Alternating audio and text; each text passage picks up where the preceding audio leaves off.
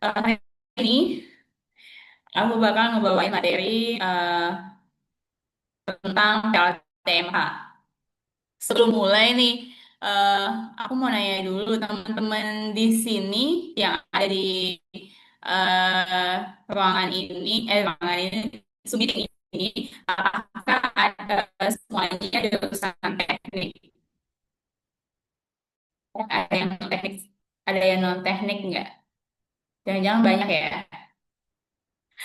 Oke, kalau misalkan semua eh, kayaknya 90% atau 80% kalau dari data yang kalian punya teman-teman non teknik ya baru lulus. Nah, jadi aku akan mencoba menjelas. Oh, bisnis malah ya. Oke. Oke, Dika. Jadi kayak aku akan mencoba menjelaskan semudah mungkin untuk dipahami oleh teman-teman yang non teknik ya. Share screenku udah kelihatan ya? Udah Kak Aman. Udah. Oke, thank you Iva.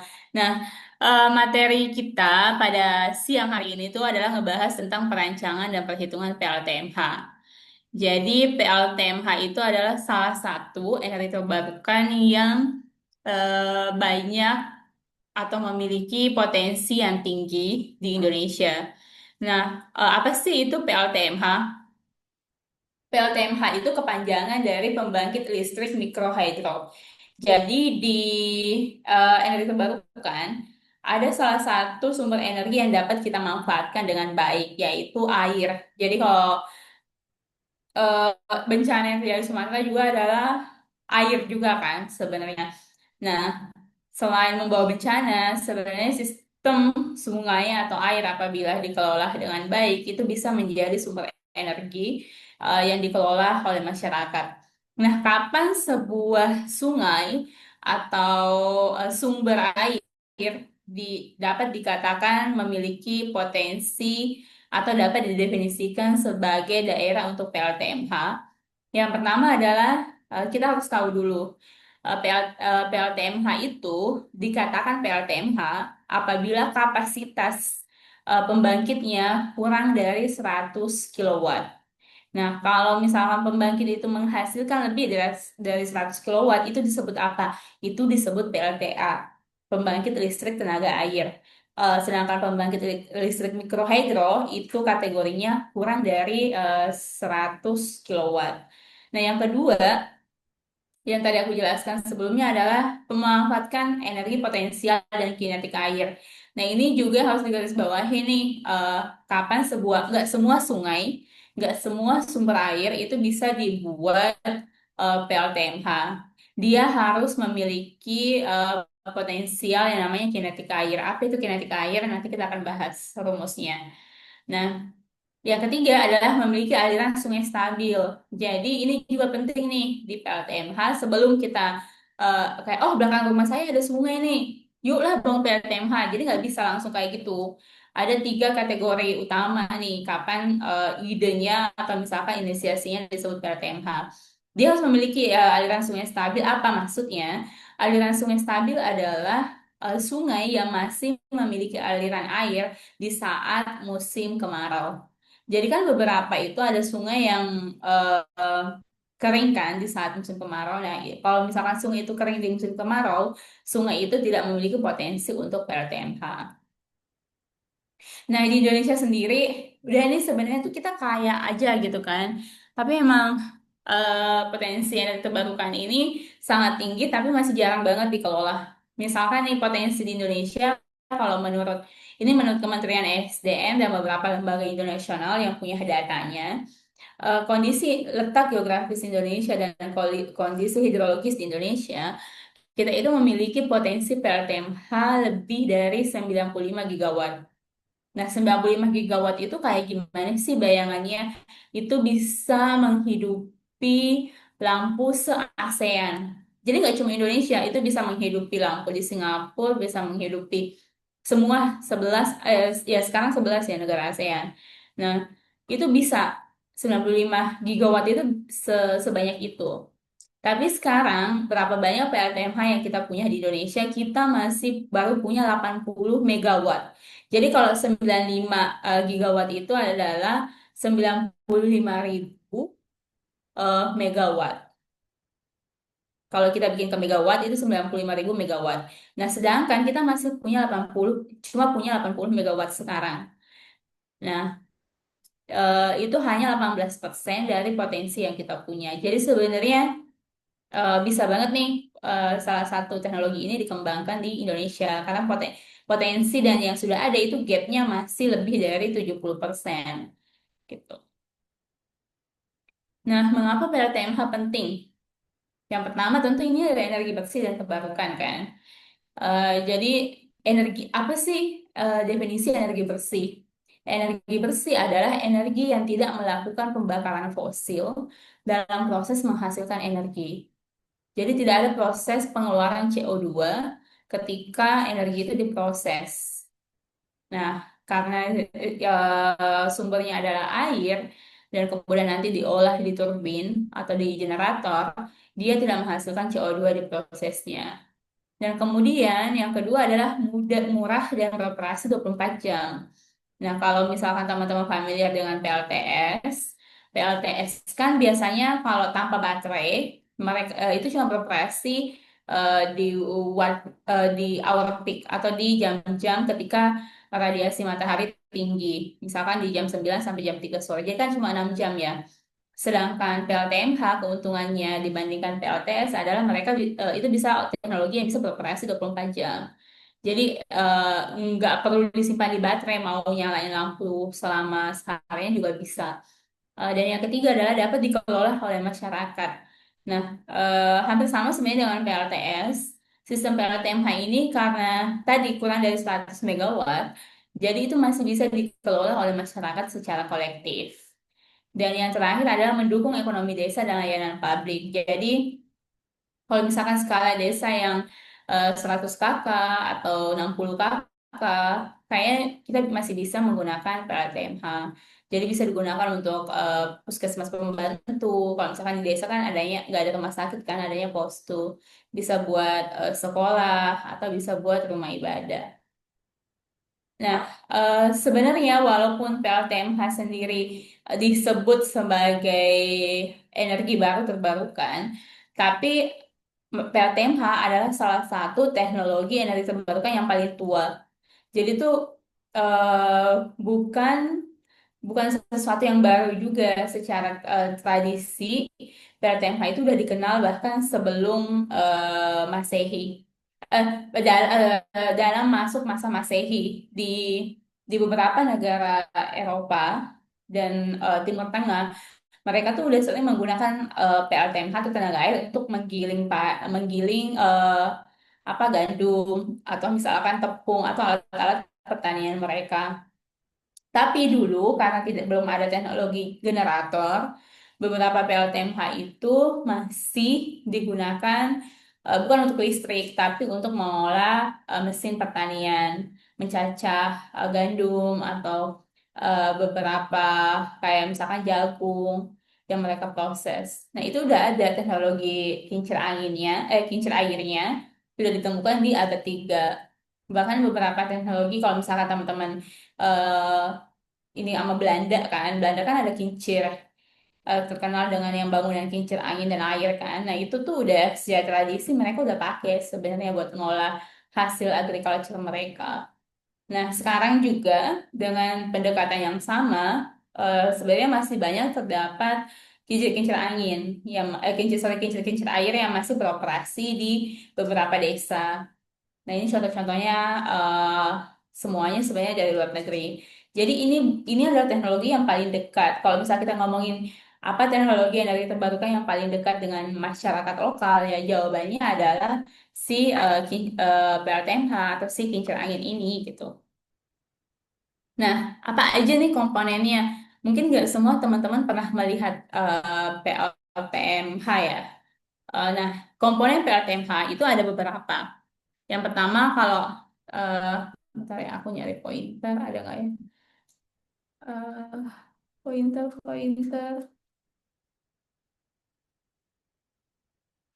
Oke, nggak ada ya. Aku nyoba mencari pointer tapi nggak ketemu. Oke, nah di sini di pojokan atas ini, mana? Di pojokan atas ini, kalau teman-teman bisa lihat di sini kan yang pasti ada sungainya kan, ada sumber airnya. Kemudian yang kedua komponennya adalah bendung. Jadi kita kan mau ngambil energi kinetiknya. Jadi yang diambil dari PLTMH itu bukan airnya, nanti airnya dibalikin lagi ke sungai. Tapi airnya diambil sementara untuk menghasilkan yang namanya energi kinetik. Nah, itu nanti yang diubah di turbin dan generator menjadi listrik. Nah, di sini aliran sungainya dibendung. Tapi untuk mengambil beberapa volume air, kemudian air yang diambil ini dimasukkan ke namanya bangunan penyadap. Kenapa? Karena di sini kan tadi air tuh ngalirnya deras kan. Nah, di perancangan PLTMH kadang kita mau debitnya seimbang. Jadi airnya dimasukin dulu ke bangunan penyadap namanya, atau kalau misalkan dalam bahasa tekniknya intake gitu. Nah, setelah air masuk ke bangunan penyadap atau intake, dia kemudian diteruskan ke saluran pembawa. Ini juga buat menyaring misalkan vegetasi, kan air kan biasanya terbawa kan ada batu, kerikil dan segala macam. Nah, di bangunan penyadap ini make sure eh, airnya tenang dan kemudian masuk ke saluran pembawah yang meyakini kalau misalkan udah nggak ada lagi sampah atau vegetasi-vegetasi yang bisa merusak mesin kalau dia masuk ke dalam turbinnya nanti. Jadi itu gunanya saluran pembawah. Kemudian bak penenang. Nah, kita kan mau kan air kan ngalir terus ya. Jadi kita nggak tahu volume air yang jatuh kalau misalkan nggak ada bak penenang, volume air yang masuk ke pipa itu kan bisa beda-beda. Nah, bak penenang ini membuat stabilitas kecepatan air masuk ke dalam pipa. Jadi dia ditenangkan dulu di sini, nanti dengan volume yang sama dan kecepatan yang sama untuk menghasilkan debit yang sama, air akan masuk ke pipa pesat. Nah, kelebihan air biasanya itu dibuang gitu.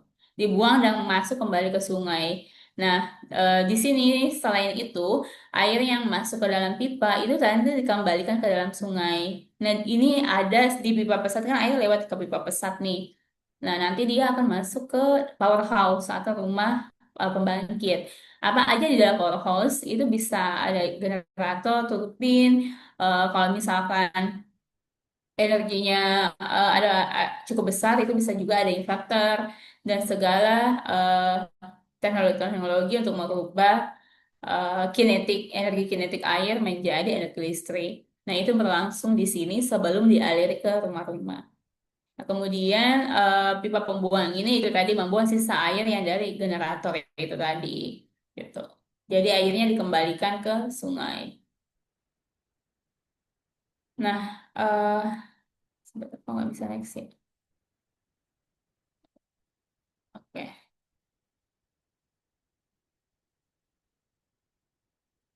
oke. Wait, wait. Jauh banget nih. Bentar ya. Pointerku. Wait, wait, wait. Set. Oh, kayaknya karena pointernya deh. Nah, sekarang kita mau melihat di Indonesia. Tadi kan kita ngomongin potensi ya. Potensi PLTMH. Nah, berdasarkan data analisa dari salah satu perusahaan konsultan di Indonesia, Indonesia Hydro Consult, ada dua ada banyak sekali nih titik-titik merah ini titik-titik merah ini adalah potensi PLTA dan titik-titik biru ini adalah potensi PLTMH. Jadi sebanyak ini di Sumatera, Aceh, bahkan di Papua. Nah, di sini yang kurang itu di Bali dan Nusa Tenggara yang memang sedikit karena kan kita sama-sama tahu kan potensi dan air di Nusa Tenggara itu juga dikit. Nah, tapi yang sebenarnya yang menjadi pertanyaan di sini adalah Kalimantan nih. Sebenarnya Kalimantan itu punya banyak potensi PLTA dan PLTMH. Tapi saat ini itu bisa dihitung jari. Bahkan cuma ada, kalau tidak salah ada dua atau tiga. Cuma ada bahkan satu dibangun karena IKN, Terus dua sama tiga itu dibangun sama masyarakat. Jadi baru ada sekitar tiga PLTA dan PLTMH di Kalimantan. Padahal kalau kita lihat potensinya sangat tinggi. Jadi kayak peluang bisnisnya sebenarnya juga atau peluang masyarakat bisa swasembada energi, meminjam istilah pemerintah kan, swasembada energi, itu sebenarnya tinggi dari sumber PLTA, PLTMH gitu. Tapi ya gitu, Kalimantan kan sumber energi fosil ya. Jadi ya, nah ini kemudian apa sih setelah kita tahu gambaran umumnya tentang PLTMH itu apa, basic-basicnya. Kemudian gimana kalau misalkan kita ngelihat sungai, gimana tahu kalau itu sungai memiliki potensi untuk PLTA atau PLTMH. Yang ada dua hal yang harus kita survei, yaitu teknis dan sosial. Yang pertama adalah kita harus tahu tadi kan ada aliran airnya enggak gitu. Itu teknisnya. Kemudian kontinuitas sepanjang tahun yang tadi kita bahaskan, apakah sungainya masih debit sungainya atau kecepatan air di sungainya masih sama apabila itu musim kemarau. Kemudian perkiraan headnya sama debitnya. Nah, nanti ini kita akan belajar menghitung apa sih itu head, apa sih itu debit. Nah, di sini tuh tadi ada head nih. Di gambar ini ada head. Head itu adalah jarak antara titik air di sini, titik paling atas air di sini, sampai ke mesin mesin turbin di sini. Seberapa jaraknya? Jadi kan air tuh dijatuhin kan ke atas. Nah, semakin tinggi jarak air dijatuhin dari atas ke mesinnya, semakin tinggi debit yang bisa kita hasilkan. Kan debit kan meter per second kan, semakin tinggi pembaginya, semakin kecil pengalihnya, potensinya akan semakin besar. Nah, kemudian ada juga sosial, dukungan masyarakat. Apalagi PLTMH ini kan bisa dibangun di sungai-sungai kecil yang biasanya secara sosial di mana ada sungai atau di mana ada sumber air, biasanya ada desa atau ada komunitas yang hidup dekat dari sumber air itu. Nah, sebelum membangun atau mendesain atau merencanakan PLTMH, kita harus memastikan bahwa secara sosial itu mendapatkan dukungan dari masyarakat. Kemudian kelembagaan pengelola ini untuk keberlanjutan dari proyeknya. Jadi ada nggak kalau misalkan nanti di sana dibangun PLTMH, ada nggak lembaga yang akan mengelola? Terus yang ketiga adalah akses keamanan lokasi. Nah, kita juga karena nanti kan di gambar ini kita punya pembangkit kan, kita harus bawa turbin, kita harus bawa generator. Nah, di sana ada nggak aksesnya gitu? Kalau misalkan nggak ada kan berarti harus buka akses. Terus seberapa aman, seberapa kondusif. Nah, data-data penting. Let's say, oke, kita sudah semua masalah sosial udah bisa kita solve atau udah bisa kita atasi. Sekarang kita harus tahu apa aja data-data penting kalau kita mau survei awal untuk PLTMH. Yang pertama debit air. Eh, Kayaknya kalau kita semua yang belajar fisika kan kita tahu kan, debit adalah volume per detik atau meter per second kalau satuannya. Kemudian volume air per detik ini tadi kan untuk mendapatkan debit. Nah, volume air ini berapa tadi jumlah airnya? Jadi airnya itu harus disurvei di musim hujan dan di musim kemarau. Berapa volumenya gitu. Volume nanti ada cara jadi volume nanti ada cara menghitungnya. Kita bikin penampang, nanti kita akan nonton video cara menghitungnya. Kemudian ada headnya, head yang tadi yang kita omongin jarak antara tinggi air ke bawah gitu. Perbedaan tinggi sama, sorry itu kayak sama. Perbedaan tinggi adalah head. Kemudian kondisi musiman. Nah, ini juga perlu dicatat ada beberapa kondisi musiman. Yang pertama itu adalah dia semusim, musim musim hujan atau musim kemarau. Yang kedua adalah yang perlu diperhatikan kalau misalkan sungainya dekat sawah atau dekat ekosistem agriculture masyarakat, ya kapan musim tanam, kapan musim eh apa ya istilahnya kalau padi kayak panen gitu. Itu kan akan mempengaruhi juga kan jumlah kapasitasnya atau misalkan seberapa terdampak si sungainya. Kemudian kalau misalkan ada tambak atau enggak, itu kan juga mempengaruhi ya. Kemudian jarak ke beban. Maksudnya jarak ke beban itu adalah jarak tadi pipa pesat. Jarak ke beban itu adalah ke sini, dari sini ke sini, ke rumah rumah pembangkit kita. Jangan sampai, karena kan ini kan kita bikin bangunan penyangga mengikuti eh, apa level level ketinggian tanahnya kan. Nah, jadi ini tuh ngikutin level ketinggian tanah supaya kita dapat head di sini. Jangan sampai kita dapat headnya itu nanti setelah 2 kilo atau kita baru dapat ada beda tinggi yang baru setelah 5 kilo. Kan itu nggak efisien gitu. Dan biasanya lebih mahal kan. Jadi pastikan jarak ke bebannya seminimum mungkin. Kemudian kebutuhan listrik desa. Kalau kita kan mau bikin PLTMH itu nggak boleh lebih dari 100 megawatt kan. Nah, harus dihitung tuh. Oh, ternyata di situ padat penduduk. Oh, berarti nggak bisa cuma PLTMH, harus dicari jenis energi yang lainnya. Jadi bisa dibikin hybrid, digabungin antara PLTS dan PLTMH misalkan. Nah, itu juga harus jelas. Dan kemudian untuk kebutuhan listrik, ini juga harus benar-benar didiskusikan dengan warga. Karena biasanya kalau misalkan belum ada listrik, mereka tuh kalau ditanya, oh ya nanti kalau ada listrik, oke pasang lampu. Tapi kalau udah ada listrik, mereka bisa jadi beli rice cooker, bisa jadi beli microwave, mesin cuci, kulkas. Nah, kalau itu selalu bertambah dan itu kejadian di setiap rumah, otomatis kan kapasitas PLTMA-nya nggak bisa kan. Nah, biasanya itu rusak atau korslet atau kebakaran. Nah, itu harus benar-benar didesain dengan mumpuni kayak benar-benar kebutuhan listriknya berapa yang bisa disuplai dari PLTMH-nya berapa. Nah, di sini penting karena PLTMH itu akan sangat baik kalau misalkan kondisi airnya stabil gitu. Bukan cuma saat musim hujan itu benar-benar volume airnya banyak. Nah, kalau misalkan musim kemarau, nah itu harus dipikirkan. Nah, ini nih yang kita omongin tadi kan. Eh, kapan itu disebut tinggi jatuh? Tinggi jatuh tuh di sini. Jadi misalkan airnya datang dari sini, kita bikin penyangga, kita bikin penyangga di sisi kiri ini kan. Kursor gue, kursor aku kelihatan nggak ya? Yang warna biru ini. Kelihatan Kak Aman. Oke, oke, thank you, Pak. Nah, jadi ini kan ada tanah nih. Akhirnya kan dari sini, let's say kita bikin bendung, kita bikin bangunan penyadap di sini, kemudian bikin aliran air di sini. Nah, airnya nanti akan ditampung di sebelah sini kan, dan kemudian kita jatuhkan ke powerhouse.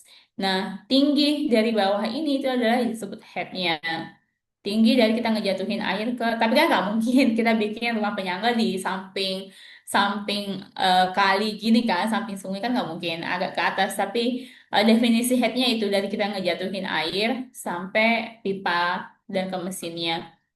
Kemudian debit itu adalah volume per satuan waktu atau meter per second. Jadi berapa air yang mengalir, berapa volumenya dibagi sekian waktu. Itu nanti kita akan belajar cara menghitungnya. Nah, ini masih kayak ngomongin tinggi jatuh. Karena ini sangat krusial, teman-teman. Bisa jadi air itu, aliran sungainya deras. Oh, di musim kemarau ataupun di musim nggak kemarau, itu deras. Tapi dia nggak punya head. Nah, ini sering kejadiannya di sungai-sungai. Kenapa? Di sungai-sungai di Kalimantan, itu tuh kan sungainya gede-gede kan. Volume airnya besar. Tapi kita jarang melihat di pinggir Sungai Mahakam ada pembangkit listrik atau PLTMH atau PLTA. Karena kondisinya itu datar, kita nggak bisa nemu headnya. Gitu. Sedangkan untuk bikin PLTMH itu syarat utamanya adalah kita nemu headnya dulu. Nah, head itu bisa jadi model yang kayak gini. Ada juga kalau yang kayak gini biasanya di area yang air terjun. Biasanya kayak dia landai dulu, terus akhirnya jatuh, terus kemudian landai. Ada juga beberapa kondisi sungai yang dari sini tuh airnya masih landai. Terus nanti ada head di sini. Terus di sini ada sungai lagi, terus di sini ada head lagi. Nah, biasanya ini didesain satu powerhouse tapi dua sumber gitu. Jadi dua sumber mesinnya. Bisa jadi juga masing-masing dibikinin tergantung desainnya sih. Bisa jadi satu-satu dibikinin powerhouse juga atau rumah pembangkit. Nah, ada juga bentukan sungai atau aliran air yang di sini tuh ada headnya. Jadi dia sebenarnya aliran sungainya panjang. Terus ada kemudian ada timbunan, ada apa ya? Biasanya tuh ada batuan di sini yang menyangga batuan yang gede dan tebal itu terus kemudian jatuh airnya. Nah, ini juga bisa dibilang head. Ada juga jenis head yang dia kayak gini nih. Kondisinya datar, jatuh, terus datar ini nggak terlalu miring kan. Nah, gitu. Kemudian gimana cara mengukur debitnya? Nah, metodenya sebenarnya ada, aduh berantakan banget ini. Ada tiga. Metode ember atau stopwatch. Tapi metode ember dan stopwatch ini untuk skala kecil biasanya untuk irigasi. Kemudian ada yang metode yang paling populer yaitu metode pelampung. Jadi ini yang paling banyak digunakan teknisi ataupun masyarakat karena kita bisa dapat real time datanya. Terus yang ketiga ada pengukuran penampang sungai. Biasanya juga di ember atau stopwatch tadi orang tuh pakai namanya hydrometric. Sekarang ada teknologi yang namanya udah lama sih sebenarnya teknologi ini ada hydrometric yang bisa alat yang bisa kita masukkan ke dalam sungai dan kita tahu berapa debitnya. Tapi biasanya hydrometric itu tidak terlalu familiar di masyarakat karena itu hasilnya harga harga barangnya hasilnya akurat tapi harga barangnya cukup mahal jadi biasanya komunitas atau orang-orang desa itu tidak bisa mengakses alat itu tapi sebenarnya dalam metode pelampung atau metode apung itu udah bisa kok. Nah, apa itu debit? Debit itu adalah meter kubik per second. Jadi kalau misalkan ada ini yang metode ember ya, dan stopwatch, ada 20 liter air dalam 5 detik. Jadi teman-teman ngejatuhin eh, punya nih ember dengan kapasitas 20 liter kan dijatuhin ke bawah. Nah, sampai itu ember airnya menyentuh lantai, itu ternyata 5 detik, butuh waktu 5 detik dari teman-teman ngebuang airnya buat sampai ke bawah itu butuh waktu 5 detik. Nah, itu yang disebut debit. Itu hasilnya kalau 20 liter air itu hasilnya 0,004. Kok bisa 0,004? Karena satuannya kan 20 liter. Nah, liter diubah dulu ke meter kubik, kemudian dibagi 5 detik atau 5 second. Kayaknya mari kita nonton. Share ya YouTube-nya. Oh, berisik banget.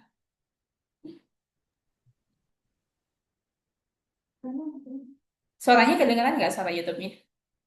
Nggak ya?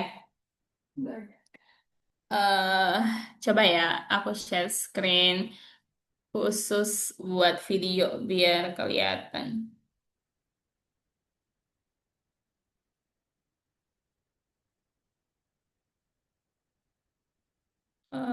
Share sound. Tahu nih alat-alat apa aja yang kita perlukan.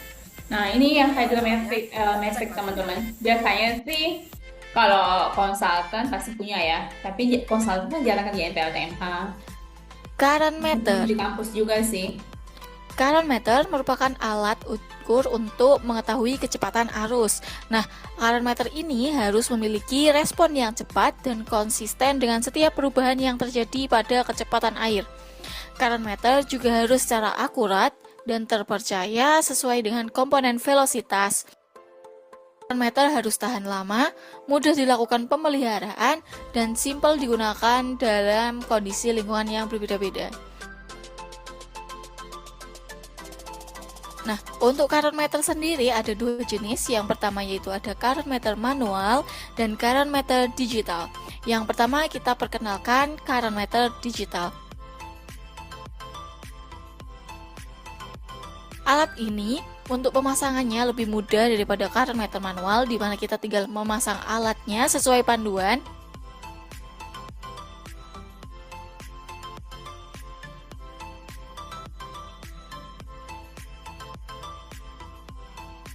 Lalu kita masukkan alat jadi pada air dimasukin ke dengan dalam ketinggian sungai gitu. tertentu dengan posisi baling-baling menghadap arah datangnya arus.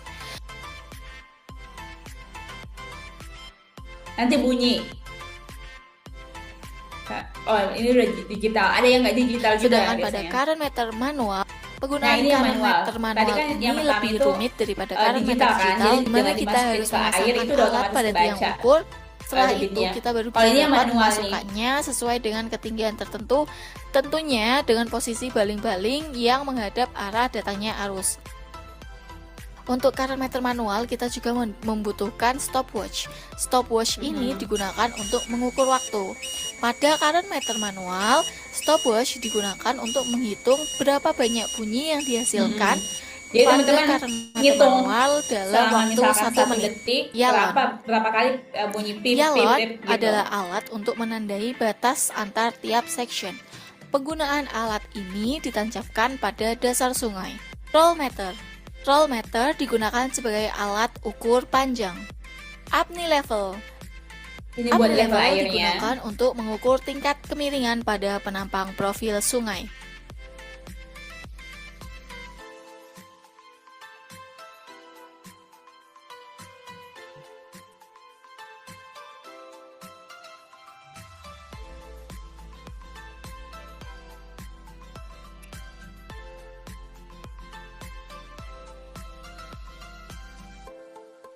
Botol pelampung. Nah, ini Botol yang pelampung metode ini apung. digunakan untuk pengukuran metode pelampung.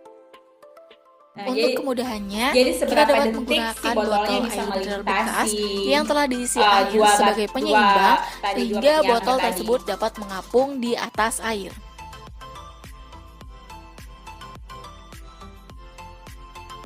Kita akan mulai pengukuran sungai. Jadi tadi kan sudah dijelaskan tentang alat-alat yang akan kita gunakan. Selanjutnya kita akan melakukan pengukuran dengan menggunakan metode main section, di mana metode ini kita akan membagi sungai itu menjadi beberapa segmen. Nah, di sini udah ada roll meter yang kita gunakan. Jadi kan sungai itu panjang ya teman-teman. Jadi kita nggak bisa ukur semuanya kan. Biasanya itu pengukuran dilakukan di hulu sama hilirnya. Apakah debit di hulu dan di hilir masih stabil? Bagian segmen-segmen dari sungai. Segmen itu tadi mewakili setiap lokasinya. Biasanya kalau di project BLTMH itu kita ngambil per 5 meter. Pertama kita sebanyak 4 kali. Itu di hulunya, nanti di hilirnya kita juga ngambil sebanyak 4 kali. Pinggir sungai ya, pastikan itu batas akhir dari sungai itu. Lalu kita tarik ke sampai sungai yang paling ujung gitu. Praktiknya gimana seperti ini? Ini di sini ya. Ini buat mengukur penampangnya. Jadi kan kita ngitung debit pakai volume kan, meter pangkat 3 itu kan, meter per kubik kan. Nah, jadi kita harus tahu volumenya. Jadi kita harus tahu dimensi penampangnya atau dimensi sungainya. Kayak lebarnya, tingginya ke bawah gitu.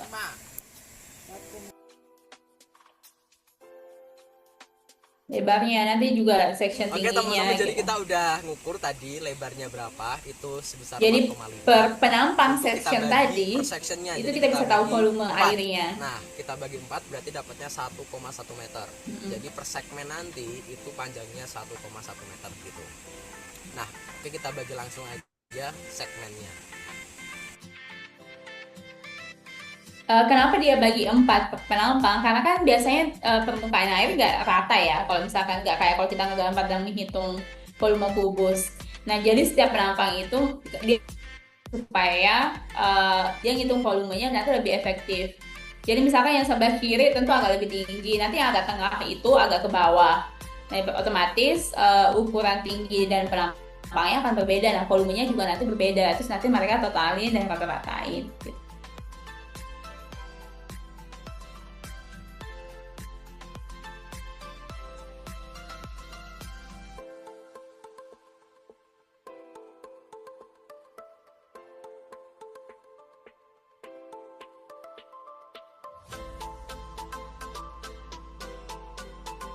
Jadi jarak per section kan tadi 4,3, terus mereka bagi per satu section itu 1,1. Terus nanti mereka lagi ngukur tingginya nih dari dasar sungai.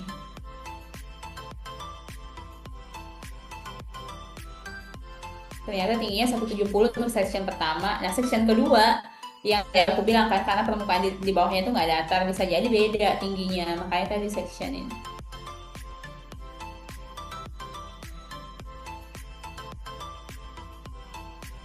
Nah, ini ada perhitungan kedalaman kan. Untuk tadi kan 0,6, 0,3 kedalaman sungai, itu ada nilai kedalaman. Terus ada kecepatan rata-rata. Kecepatan rata-rata itu eh, F sama dengan F 0,6 kan. F untuk sejarak 0,6. Kemudian untuk section berikutnya ada sorry V. Itu V kan ya. V sama dengan 0,5, V yang 0,2 ditambah V 0,8. Nah, kalau kita ngelihat 0,8 ditambah 0,2 kan. Kemudian untuk sampai nanti lebih dari kedalaman sungai di 6 meter atau di D-nya sama dengan 6 meter. Itu hasil dari menjumlahkan Fs 3 kali V 0,2 plus 2 kali V 0,6 ditambah 3 kali V 0,8 ditambah FB. FB itu ini. Sorry, VB. Ini VS-nya.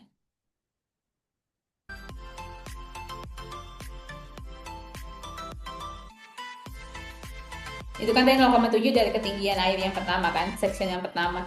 Nah, itu masuk di kategori kedua. Berarti kalau dia masuk ke kategori kedua, kita pakai rumus perhitungan volumenya yang ini. Kecepatan rata-rata V-nya ini.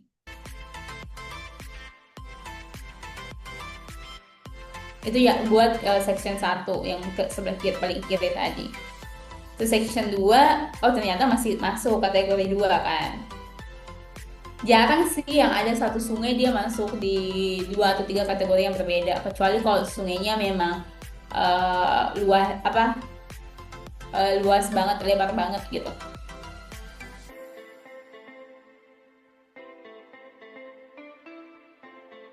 Jadi kita hitung masing-masing kedalamannya.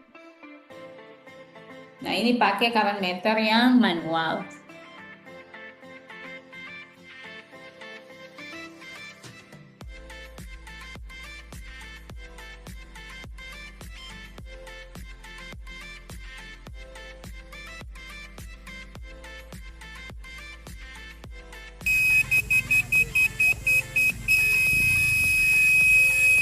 Nah, nanti dia akan bunyi.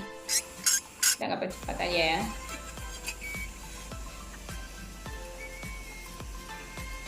Dimasukkan sesuai dengan kedalaman setiap yalonnya. Seru kok ngerjain begini teman-teman. Kalau misalnya teman-teman suka di lapangan kan, ngerjain begini seru nih. Kalau nggak hujan, kalau hujan nggak seru. Tapi kadang kita harus ngambil data di musim hujan.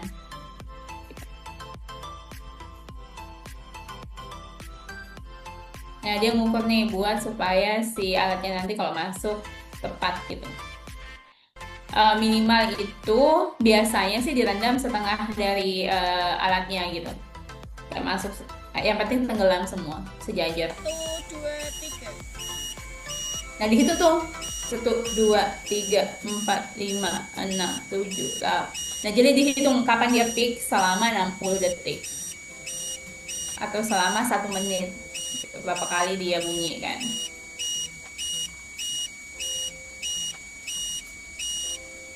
Nah, hasilnya kemudian udah nih, mereka udah melakukan penelitian itu. Mereka dapat nih angka-angkanya, kedalamannya sekian, waktu per 60 detik atau per 1 menit atau per 1 second. Per 1 menit atau 60 second. Itu sebanyak 85, ada yang sampai di Yalon 3, ya, mereka belum ngitung. Area dimana salah satu pengukuran dari metode itu yaitu pengukuran perimeter basah, dimana cara pengukurannya itu kita membutuhkan alat yang namanya Omni Level. Lalu kita akan mengukur ketinggian dari suatu bidang dengan bidang yang lain yang memiliki tinggi yang berbeda. Ini yang tadi kalau tingginya beda-beda akan menghasilkan suatu nilai. Nah, di situ kita akan menjadikan itu meter biasanya. Nah, ini kan tadi kita harus mengetahui kan kemiringan di samping sungai, kayak elevasinya. Biasanya kalau misalnya proyek PLTMA kan kita nggak pakai survei geologi ya, ya kita nggak pakai survei geologi, jadi kita nggak tahu detail elevasinya. Nah, itu bisa dilakukan pengukuran kemiringan. Gitu. Jadi kayak orang tuh dikira dari bawah gitu, nah nanti kita tahu kemiringannya. Itu nanti buat menghitung di elevasi berapa sih kita berdiri gitu.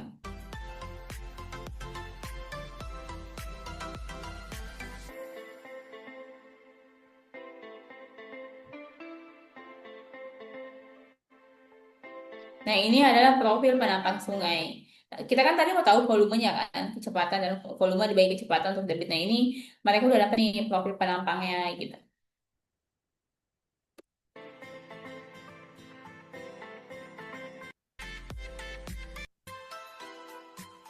Nah, ini slope area. Nah, biasanya itu per 10 meter. Kalau misalkan yang apung, biasanya kita nggak. Nah, nanti di 10 meter dia bikin section lagi. Terus ngitung lagi. Terus dilakukan tadi langkah-langkah yang sama yang kayak tadi. Nah, itu gunanya biasanya itu tergantung sih. Kalau misalkan sungainya panjang bisa per 10 meter atau bisa per 5 meter. Untuk mengetahui nanti ada yang namanya nilai N, coefficient Manning-nya gitu. Nah, ini coefficient Manning itu berdasarkan keadaan saluran nih. Apakah material dasarnya tanah, batu, granit. Nah, ini kan nanti mempengaruhi saat kita mm, membuat rumah pengendap kan. Karena kita harus make sure nggak ada vegetasi ataupun itu nggak airnya nggak terbawa tanah. Makanya ada coefficient Manning untuk mengoreksi itu. Nah, kalau misalkan variasi penampang sungainya eh, lambat laun atau berubah atau sering berubah, ada juga yang halus agak halus untuk kondisi tanahnya. Eh, ada bahkan yang ada bangunan atau penyempitan. Itu biasanya coefficient Manning-nya diabaikan gitu. Terus ada tanamannya rendah, menengah, itu apa? Nah, itu juga mempengaruhi coefficient Manning-nya. Kenapa? Karena kan PLTMH itu teknologi yang sangat dekat dengan alam ya. Kita sangat menghindari kalau misalnya tiba-tiba ada banjir, ada longsor gitu. Jadi itu udah diprediksi dari tipe sungainya dan kemudian kita masukkan coefficient Manning untuk mengoreksi nanti desain kita itu udah mempertimbangkan itu gitu nilainya. Nah, gitu, teman-teman. Kita lanjut ke slide dulu ya. Nah, itu tadi sebenarnya ada satu metode lagi yang namanya metode apung. Tapi kayaknya tadi yang ini hampir flowing, sama kayak gitu. and when there are two observers. First, along the length of the Nah, channel. ini tadi kan Try and yang get at least 10 feet. 10 This jarak length will be your jarak distance. lokasinya gitu, distance-nya. Next, measure 3 depths across at the channel cross Dan tadi section. pembagian sectionnya. Average those 3 depths. And this is your depth. Next, measure a representative Yang width of the samping-sampingnya itu stream, kan panjang and that will be your sungainya. width. Ini sama sih. Now let's float the bottle. Partially Daripada kita mendengar bahasa Inggris ya. Tadi sama aja kok, intinya itu. Kemudian, nah itu tadi udah kan. Tadi ada water pass, ada kadang ini untuk menghitung headnya, jaraknya, kita butuh selang water pass namanya. Ada teodolit juga. Kalau beberapa yang alatnya lengkap teodolit. Tapi sekarang sih beberapa GPS itu juga udah bisa ngukur untuk kepanjangan headnya. Terus estimasi topografinya yang tadi kan di elevasi berapa gitu.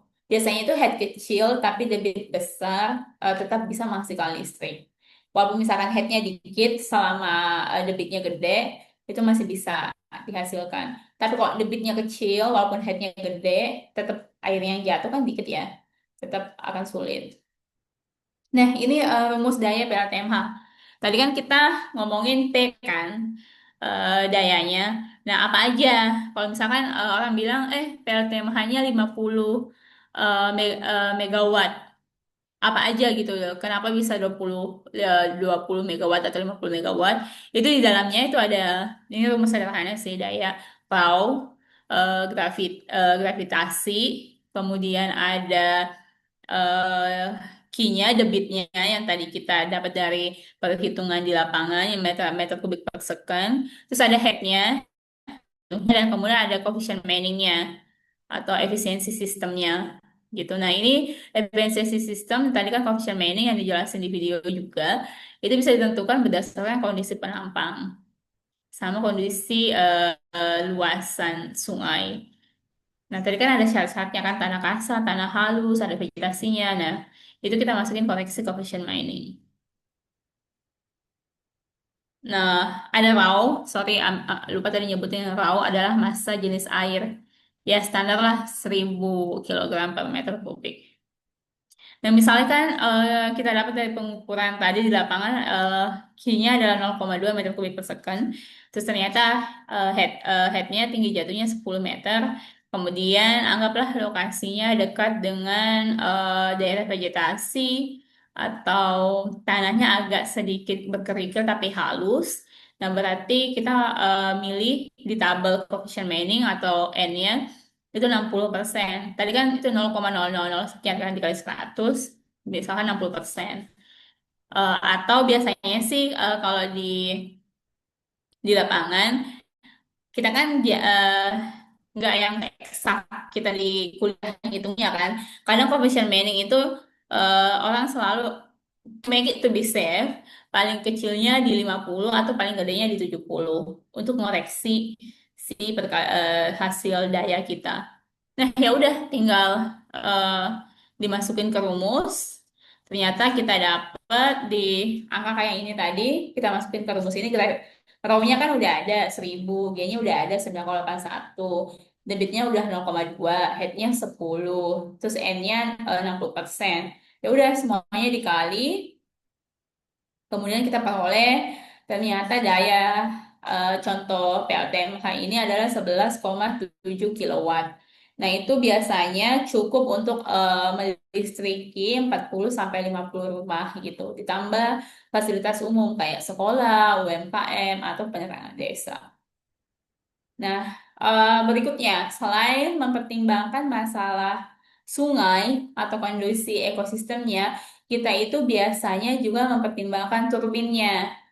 Kayak turbin kan ini mesin yang kita beli ya. Oh, aku nggak ada fotonya lagi. Eh, kita lihat di sini aja deh. Turbin, cross flow misalkan. Cross flow ini yang paling banyak digunakan. Nah, turbin itu ini bentukannya. Jadi air yang kita jatuhkan tadi kan masuk nih ke dalam turbin. Jadi bentukan turbin tuh begini. Sebelum jadi listrik, itu gaya kinetiknya tercipta di dalam turbin dulu. Nah, kayak gini nih. Jadi airnya diputar kan, dibikin gaya kinetiknya. Nah, untuk memilih turbin sendiri, ini tadi ada headnya tinggi. Kalau memang headnya tinggi banget, kayak dia di air terjun, eh, tapi debitnya kecil, airnya sedikit. Biasanya kalau debitnya sedikit, kecil, tapi headnya tinggi, oke. Kalau misalkan, oke, kita paksa-paksain lah, misalkan bikin PLTMH. Nah, berarti kita harus perbaiki cara memilih turbinnya. Kita kan nggak bisa mengubah debit air sama head ya.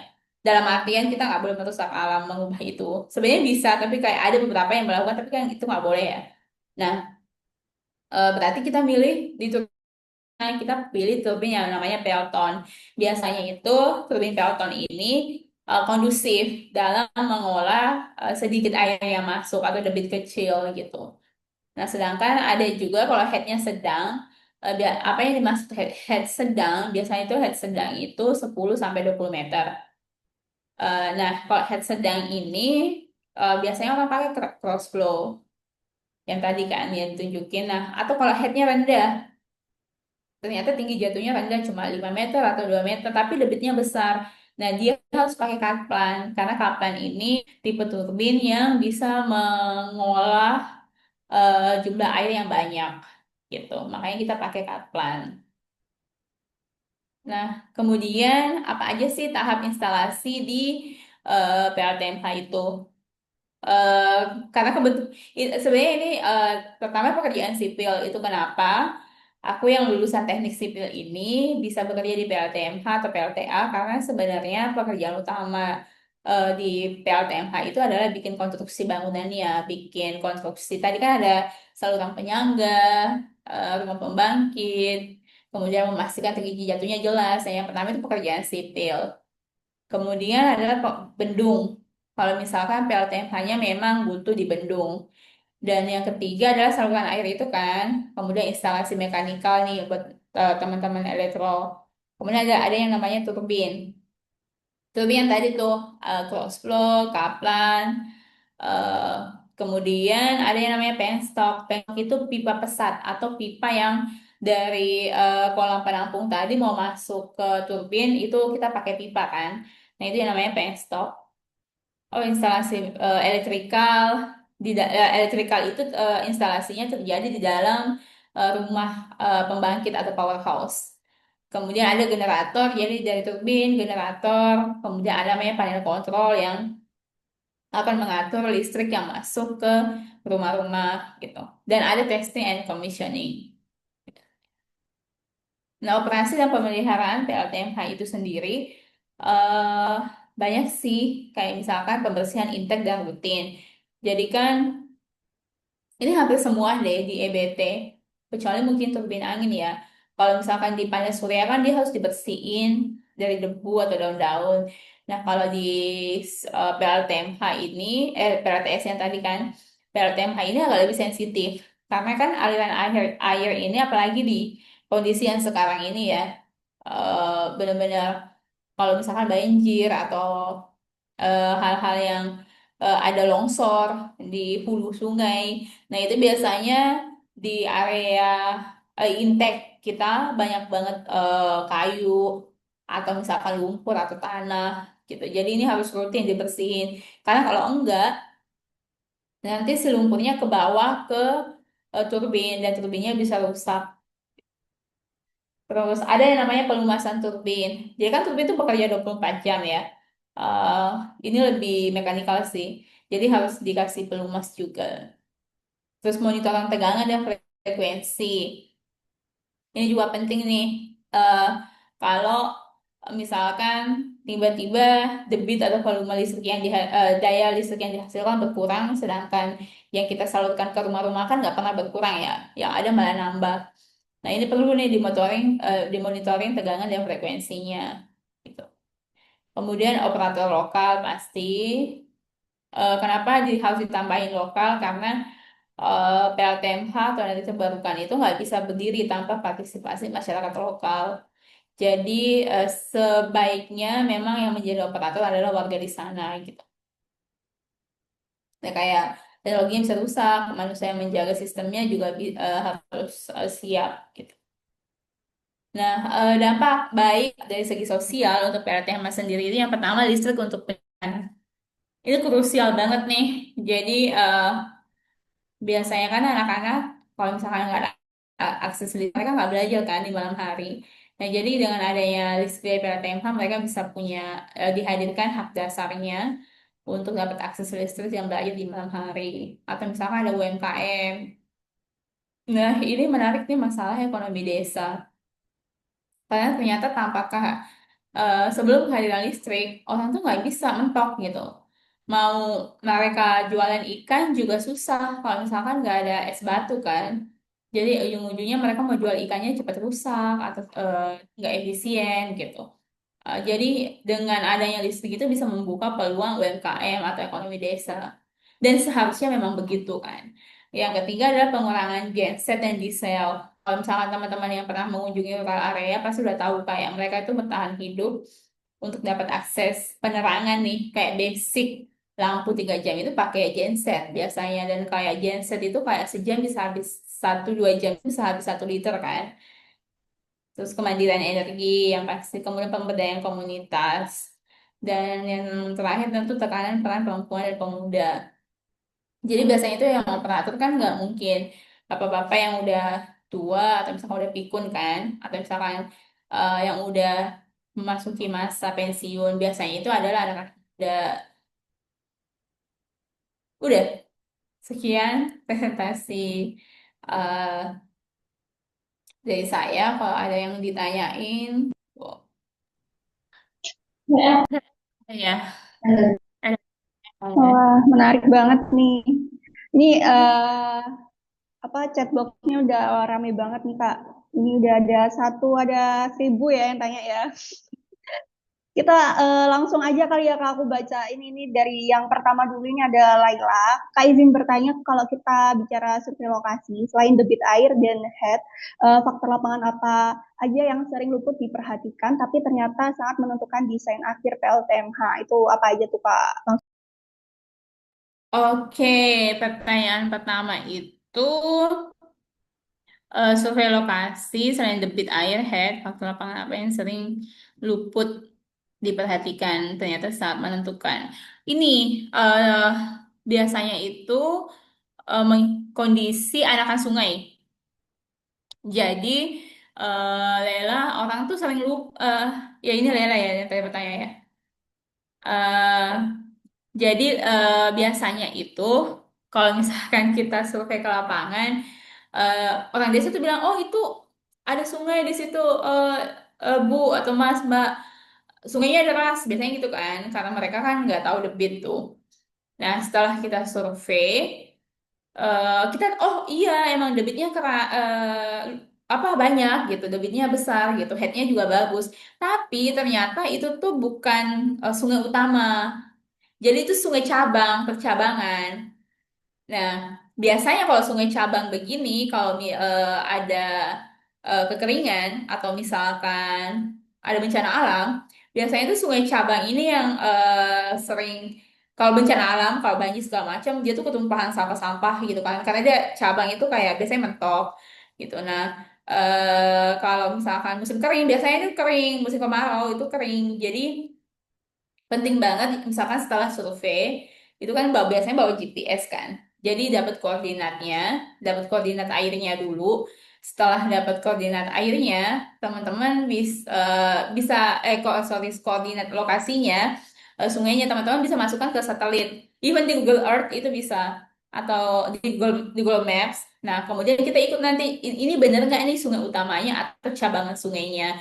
Sering banget itu ketipu kayak oh sama karena warga kan juga nggak tahu ya.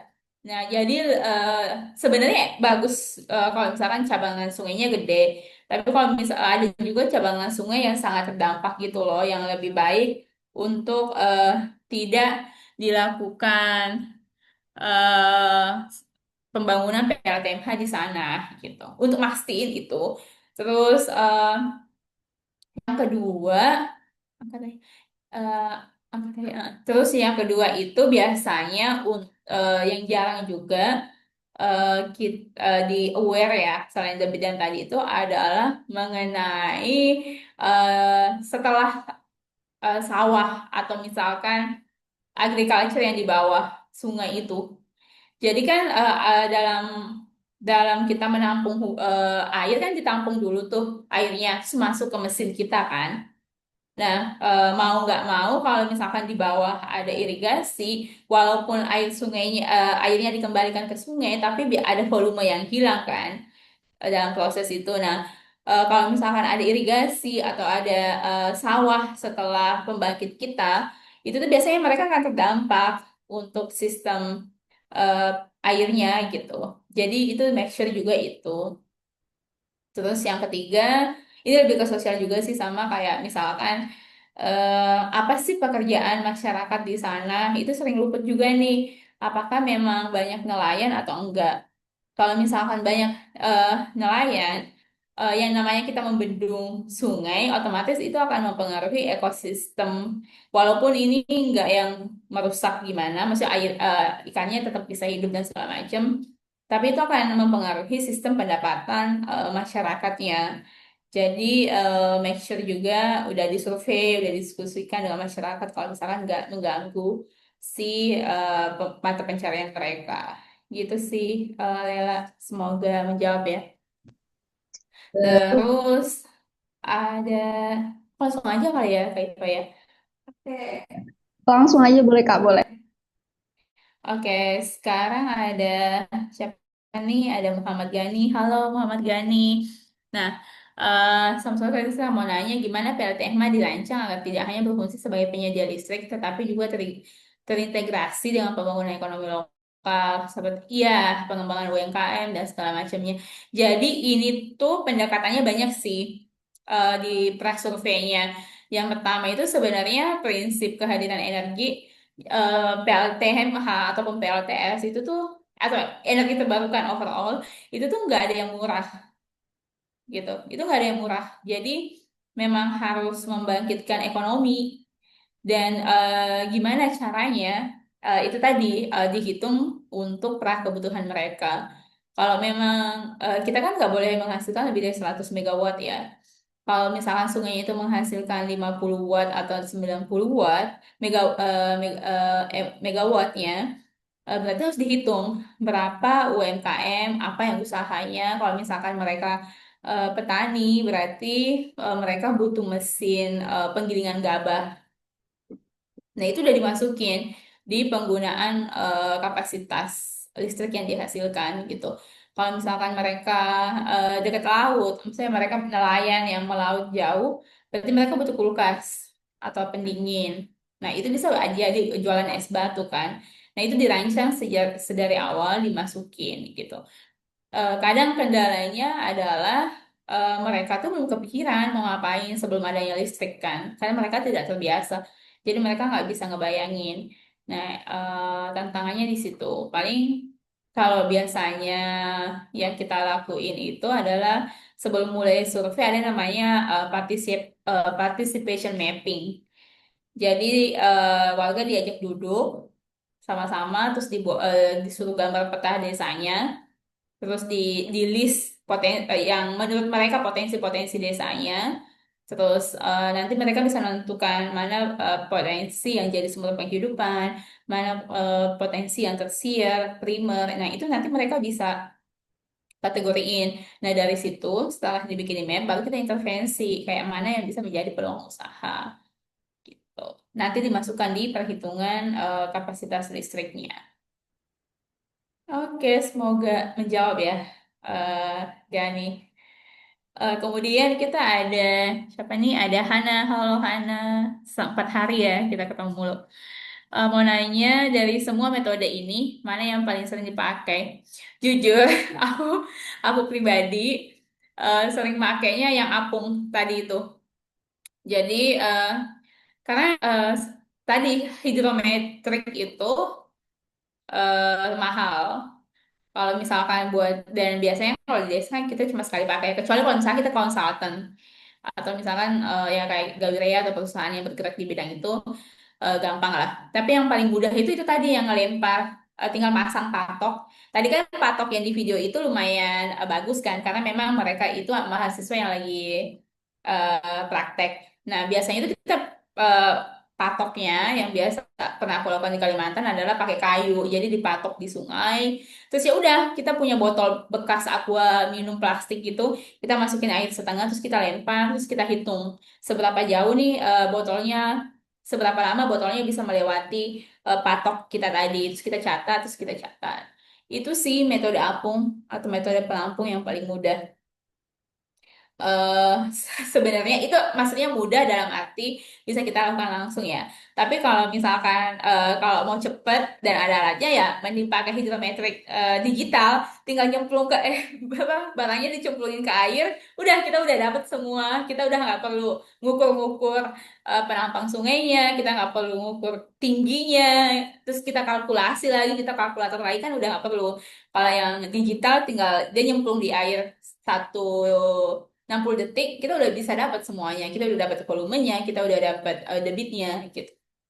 Tergantung kondisi punya alatnya atau enggak. Tapi kalau enggak, mending pakai metode apung sih. Semoga menjawab ya, Hana. Terus ada Dika nih. Panggilannya Dika apa enggak ya? Dalam perancangan bangunan sipil seperti bendung kecil, intek, saluran pembawa, dan rumah pembangkit, sejauh mana desain telah mempertimbangkan kondisi. Wah, detail banget nih geologi dan geoteknik setempat, resiko banjir, rencana potensi gerusan, serta keterbatasan kualitas pelaksanaan konstruksi di lapangan sehingga bangunan tetap aman. Nah, eh 2016 atau 9 atau 10 tahun yang lalu, ini pekerjaan yang nggak sulit. Jadi ada yang namanya kalender musim. Ini biasanya cuma masyarakat desa yang tahu. Jadi kita tanya kapan panen, kapan mereka itu ada pengetahuan tradisionalnya gitu loh. Kalau mereka tahu kapan musim durian, itu kan biasanya kan musim durian, musim rambutan gitu kan. Nah, itu ada siklusnya biasanya. Dan itu akan mengikuti siklus hujan. Semudah itu dulu kita memprediksi. Itu kayak geologi. Kalau geotek itu nggak terlalu, karena biasanya itu PLTMH tuh berada di wilayah sungai yang nggak terlalu mengalami pergeseran fault ya. Kecuali, tapi ini penting sih. Biasanya kalau kita running itu kita running di satelit. Apakah itu wilayah yang dilewati eh, gempa yang eh, lempengan atau enggak? Tapi jarang sih PLTMH yang berbatasan langsung dengan lempengan. Eh, tapi yang paling utama adalah kalender musim biasanya. Bahkan masyarakat itu bisa tahu, biasanya itu mereka tahu ada banjir 3 tahunan, banjir 5 tahunan, banjir 10 tahunan. Itu mereka tahu. Kalau misalkan kita rapat atau misalkan kita ngobrol aja sama mereka, mereka pasti tahu. Itu dulu 9 tahun yang lalu. Tapi sekarang karena climate change kejadian, itu hal-hal yang kayak begini tuh yang udah sangat-sangat sulit diprediksi. Jadinya kan kita nggak ada patokan ya. Maksudnya kayak sekarang banjir bisa kapan aja, bisa hampir tiap minggu atau selama hujan deras banjir. Nah, itu sekarang kesulitan utamanya kalau misalkan kita ngelakuin PLTMH. Tapi tentu teknologi bisa menjawab ini pasti. Biasanya itu kalau yang dilakukan adalah ngumpulin data hujan dari stasiun hujan. Itu BPS sama BMKG itu tuh mereka punya yang namanya data hujan di mereka punya stasiun hujan. Jadi kita kalau misalnya kita desain di anak sungai atau di sungai kecil yang ada cabangan besarnya, biasanya di cabangan paling besar yang dekat menuju ke laut antara sungai ketemu laut, itu tuh pasti di selama aliran sungai itu ada stasiun hujan yang dibikin BMKG atau BPS. Nah, biasanya itu stasiun hujan ini ada data terupdate-nya. Nah, itu stasiun hujannya nanti kita simulasiin ke beberapa aplikasi. Kalau misalkan kayak yang sering aku gunakan itu Global Mapper. Nah, disimulasiin stasiun hujannya. Nah, ini kan data real time ya, yang bisa kita prediksi. Nah, untuk desain sendiri, tapi jangan digunakan di PLTMH karena skalanya kecil. Tapi kalau di PLTA ada desain itu atau perhitungan cost-nya, itu tuh sudah melalui desain 5 tahun, 10 tahun, sampai 15 tahun. Jadi emang ada prediksi banjirnya, prediksi kerugian cost-nya, prediksi force major-nya, itu udah ada. Tapi kalau skala kecil, ya itu tadi pakai kalender musim. Atau sebenarnya biasanya itu juga dimitigasi dengan diambil batas ambang maksimum di nilai coefficient N-nya tadi kan, coefficient Henning-nya tadi itu diambil nilai ambang maksimumnya. Jadi dikoreksi semaksimum mungkin. Jadi kalau misalnya terjadi hal-hal kayak banjir atau longsor atau perubahan karena climate itu udah dikoreksi dengan baik sejak awal. Gitu. Semoga menjawab ya, Dika. Aduh, semangat banget nih Gani nih. Ada pertanyaan lagi dari Gani. Oke. Apa nih sejauh mana desain PLTMH bersifat adaptif dan modular untuk menghadapi perubahan kebutuhan energi, pertumbuhan beban, serta dinamika lingkungan sosial ke depannya. Nah, ini salah satu tantangan untuk PLTMH. Karena eh, sejujurnya PLTMH itu nggak sefleksibel PLTS. Fleksibelnya kayak mana sih maksudnya? Kalau PLTS kan kalau bebannya nambah tinggal ditambah panel, ditambah baterai, itu udah setengah bisa teratasi. Sedangkan PLTMH itu ada konstruksi. Jadi ini sangat-sangat riskan untuk dibikin fleksibel. Tapi biasanya itu adaptif hal yang paling faktor adaptif yang paling sering terjadi atau perlu dimitigasi di PLTMH itu adalah volume air. Jadi kayak sungainya tiba-tiba kering gitu. Atau headnya tiba-tiba turun. Jarang sih headnya turun, tapi kalau air yang masuk ke turbin tiba-tiba kering, nah itu biasanya yang dimitigasi. Itu kenapa dalam banyak kasus, mau headnya tinggi atau mau headnya rendah, orang akan tetap milih untuk menggunakan turbin cross flow gitu. Itu sih Gani, thank you. Masih ada nggak nih pertanyaan? Aku balikan ke Kak Iva dulu kali ya. Oke, ini kayaknya teman-teman juga udah banyak yang tanya. Mungkin aku sendiri sih nih Kak yang penasaran ya jadinya. Jadi tadi kan Kak Ita juga ada mention sih kayak nggak semua wilayah perairan gitu kan harus bisa dikembangin jadi PLTMH. Nah kayak kriteria-kriterianya apa aja sih Kak yang kayak bener-bener perlu diperhatiin? Kan nggak semua aliran tuh yang bisa dijadiin apa PLTMH. Kira-kira apa nih yang kayak ini harus ada, ini harus benar-benar diperhatiin gitu. Gitu aja sih Kak mungkin aku. Oke, thank you Kak Iva. Jadi yang pertama itu tentu debit. Jadi kita benar-benar perlu tahu apakah sungai itu punya debit di musim. Nah ini juga yang kadang keliru nih. Kalau kita mau bikin PLTMH,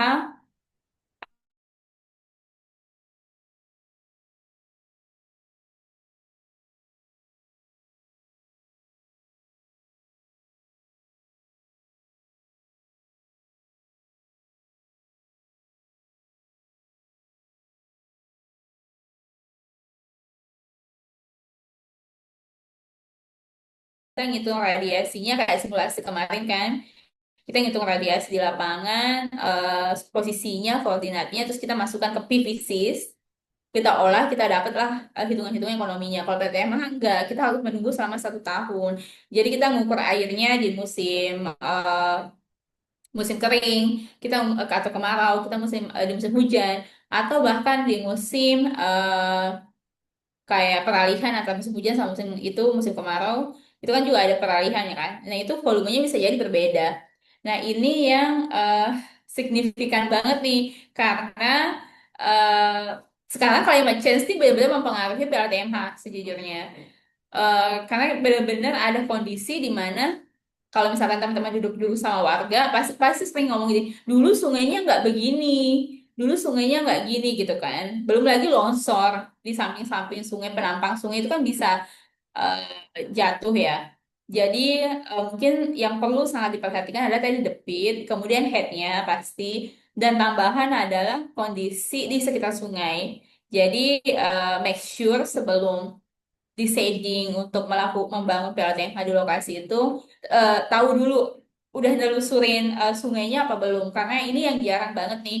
Biasanya kan emang kita ngukur dari hulu sampai hilir kan, tapi kalau yang ngukur nggak ditemenin warga lokal atau masyarakat yang tahu sungainya, biasanya itu yang tadi yang menjawab pertanyaan Lela bahwa oh ternyata ini tuh anak sungai, ini bukan sungai utama gitu. Jadi make sure sungainya itu benar-benar udah ditelusuri. Kemudian didata juga di samping-samping sungai itu apakah sebenarnya ini untuk menentukan coefficient management juga harus kan, apakah di pinggir-pinggir sungai itu sebenarnya ada potensi longsor atau enggak, karena pelebaran dinding sungai apabila terjadi longsor atau misalkan apabila terjadi penumpukan lumpur atau tanah, itu sangat mempengaruhi kondisi air yang masuk ke turbin kita. Terus yang ketiga, dari sisi teknologi, biasanya itu kita nggak ngepasin. Jadi kalau misalkan potensi listriknya, potensi PLTMH-nya itu pas kita ngitung adalah 70 megawatt, nah itu kita nggak ngepasin itu habis. Karena ada lossesnya, sama dengan PLTS yang kemarin kan kita ngitung losses di PVSys kan. Biasanya itu kita kasih lossesnya kayak 20%. Jadi kalau misalkan 100, kita misalkan nih turbin kita bisa menghasilkan 100 megawatt, kita cuma bilang oh untuk rumah kita batasin yang bisa dipakai atau dimasukkan ke rumah-rumah itu 80 megawatt. Gitu sih biasanya. Oke, thank you banget Kak. Jadi emang perlu diperhatiin ya meskipun kayak ada detail-detail kecil tadi.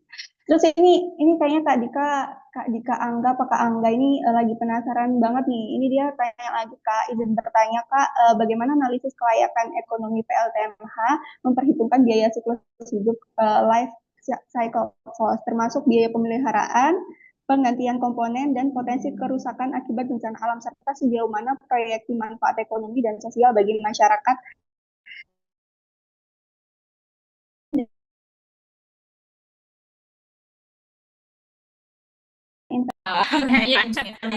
Yang pertama kita ngitung masalah siklus hidup. Nah, jadi biasanya kita udah survei teknis nih. Yang tadi ngitung debit, kita udah ngitung-ngitung. Oh, oke, sampai dayanya. Oke, dayanya si PLTMH ini sekian. Misalkan let's say 60 megawatt. Nah, itu kita udah dapet tuh. Nah, kemudian kita ngitung pemakaian warga. Yang jarang misalkan dipertimbangkan adalah walaupun misalkan kita ngebangun PLTMH dengan dana hibah, tapi warga juga harus ikut berkontribusi. Jadi biasanya itu dikontrol dengan iuran bulanan. Atau misalkan kita harus bentuk yang pengurus untuk PLTMH-nya yang akan mengelola sistem pembayaran warga. Jadi warga juga walaupun alatnya dikasih cuma-cuma, mereka harus berkontribusi untuk bulanannya. Nah, dari uang bulanan warga itu kemudian bisa untuk menggaji operator dan disimpan untuk apabila ada kerusakan atau perbaikan. Nah, yang tadi juga yang kita omongin kan, harus ada UMKM, harus ada penggerak ekonomi. Jadi, ini juga penting sih untuk menghitung impact bahwa jangan sampai eh, PLTMH sebelum kita bangun dan sesudah kita bangun, kondisi penghasilan masyarakatnya nggak meningkat. Itu berarti eh, energinya nggak berpengaruh banyak gitu. Energinya lebih banyak ke konsumtif. Jadi konsumtif itu kayak TV, kulkas juga 50-50, sangat-sangat konsumtif. Tapi kalau dia bisa jualan es batu kan ada penggerak ekonominya. Jadi itu di awal benar-benar dihitung apa potensi ekonomi di desa itu. Nah biasanya itu tadi kita ngelakuin pertemuan dengan warga atau musyawarah dengan warga sambil ngelakuin yang namanya participation mapping gitu. Terus ya biaya pemeliharaan itu biasanya diambil dari yuran bulanan warga. Kemudian pengganti komponen iya dari iuran warga. Nah ini yang mitigasi bencana nih yang sebenarnya agak-agak tricky ya. Yang kenapa dibilang tricky? Karena climate change adalah faktor yang benar-benar nggak bisa kita bendung. Tapi di sisi lain adalah mereka biasanya pakai PLTMH itu atau mereka komunitas kecil ya masyarakat paling nggak lebih dari 50 rumah. Nah biasanya itu mereka bukan bagian dari yang membuat climate change itu terjadi gitu. Mereka korban dari perubahan iklim itu sendiri. Nah biasanya sih eh, kalau kita ngelakuin rancangan yang itu tadi 5 tahunan, 10 tahunan sampai 15 tahun. Tapi kalau misalkan bencana alam ini agak sulit kalau buat BTMH karena itu langsung bisa merusak selama itu bencana alamnya adalah banjir, udah pasti pasti BLTMH-nya rusak gitu. Karena itu langsung meluap kan. Paling yang perlu dimitigasi adalah eh, biasanya itu karena kan kita ada pintu air ya. Kalau kalau si si pintu airnya itu udah hampir penuh, biasanya itu penjaga atau misalkan operator mereka tuh langsung angkatin mesin, angkat mesin terus mitigasi safety-nya, ngangkat mesin itu dalam arti turbin, generator dan segala macam. Atau biasanya juga ada warga yang mereka itu sebelum masuk ke aliran pengendap atau kayak 10 meter atau 15 meter dari konstruksi PLTMH itu mereka pasang yang namanya jaring jaring pengaman. Jadi mereka pasang jaring yang buat nampung menyangga kayu-kayu atau misalkan menyangga vegetasi vegetasi yang terbawa banjir. Itu biasanya ada mitigasi kayak gitu. Tapi memang nggak bisa dihindari sih kalau kalau banjirnya, apalagi kalau banjirnya udah benar-benar yang meluap melebihi batas ambang sungai, itu kan mereka pasti udah panik kan, nyelamatin diri gitu, gitu. Terus gimana proyeksi manfaat ekonomi dan sosial? Proyeksinya tentu kalau ngomongin proyeksi kita ngomongin harusnya nilai investasi PLTMH itu, let's say kita bangun dengan 2 miliar atau 1 miliar deh untuk PLTMH. Nah, itu tuh biasanya nilai investasi harusnya itu kembali di 5 atau 10 tahun. Dalam arti, itu nggak harus misalkan masyarakat langsung ngumpulin duit 2 miliar atau 1 miliar ya. Dalam arti itu selama 10 tahun ada peningkatan ekonomi lebih dihitung aja. Kalau misalkan sekarang penghasilan setiap rumah adalah 1 juta dikali 50 rumah, berarti penghasilan mereka itu adalah 50 juta per bulan. Berarti itu sebelum ada PLTMH. Berarti dalam setahun itu 600 juta. Nah, kalau kita investasi satu 1 miliar, let's say, berarti kalau dalam 5 tahun penghasilan mereka harus 1 miliar kan berarti 2 kali lipatnya dari penghasilan tahunan mereka kan. Berarti di tahun kelima penghasilan mereka harusnya setiap rumah tangga 2 sampai 3 juta dengan adanya listrik ini gitu. Tapi kan kita ngomongin itu ekonomi ya. Ada yang namanya social return of investment. Jadi kita cuma nggak ngitung seberapa banyak penghasilan mereka aja.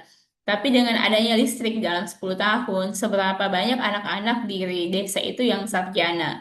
Seberapa banyak anak-anak di desa itu yang dulunya sebelum ada listrik mereka susah membaca. Tapi setelah ada listrik, ada PLTMH, mereka bisa membaca dengan baik atau bahkan ada dalam 10 tahun ada yang kayak ya berprestasi atau apa. Nah, itu perlu diukur juga tuh. Dan belum lagi kalau masalah pangan dan segala macam kan, semakin mudahnya akses listrik, apakah angka stunting di desa itu berkurang atau angka gizi buruk di desa itu berkurang. Nah, itu ada poin-poin sosial juga yang harus dihitung dengan hadirnya energi terbarukan gitu. Oke, ternyata emang perlu banyak perhitungannya Kak ya. Semoga pertanyaan Kak Dikangga ini terjawab. Tapi aku lihat tadi nih kayaknya Kak Dikangga koneksinya kurang stabil ya, jadi keluar masuk. Tapi nanti teman-teman juga bisa akses recordnya di YouTube ya. Kalau misal tadi ada yang kelewat itu bisa banget kalian kepoin YouTube-nya. Oke, ini ternyata nggak kerasa udah 90 menit lebih ya Kak. Ya nggak kerasa banget, seru banget. Jadi nanti misal teman-teman kalau masih ada pertanyaan bisa banget langsung hubungin aku biar aku sampein ke Kak Ita. Oke, kita hari ini udah belajar banyak ya teman-teman dari kayak potensi energi apa PLTMH di Indonesia tuh sebanyak apa, banyak banget ya yang jelas. Terus juga kita udah belajar apa aja sih yang dibutuhin buat mengukur merancang PLTMH yang baik dan yang tepat. Terus kayak nggak sembarangan aliran sungai bisa dijadiin PLTMH gitu ya Kak ya. Terus kita tadi juga udah diajak bermain di sungai ya buat hitung langsung. Itu seru banget teman-teman. Gimana kalau langsung ini pasti lebih menarik nih, bahkan nggak pulang-pulang bisa ya.